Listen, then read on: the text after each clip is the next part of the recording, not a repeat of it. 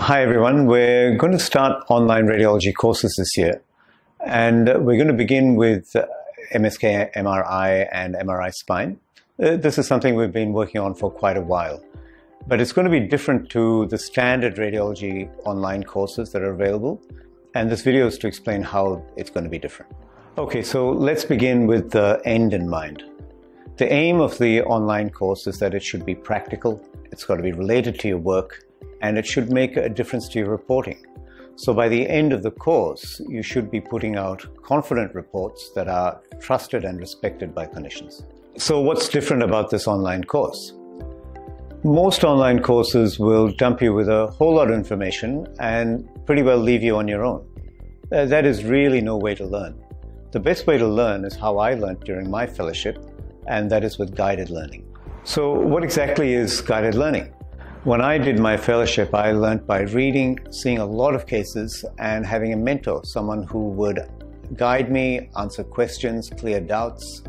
And that's exactly the experience we will bring into our online courses. Okay, so you're probably wondering, how does this all work online? Well, here's how it works.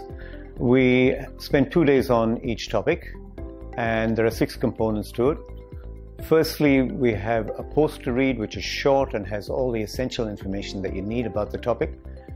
Second, how-to videos, which demonstrate to you how to find the abnormality, what to look for, what's normal, what's abnormal.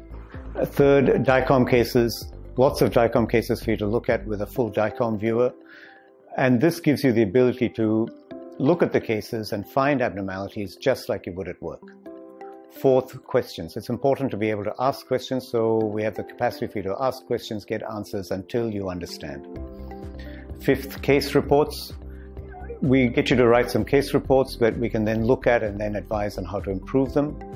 And finally, we have regular video calls where we can look at cases together, share screens, ask questions about anything that you're unsure about. So all of this will lead you to being able to report with much more confidence.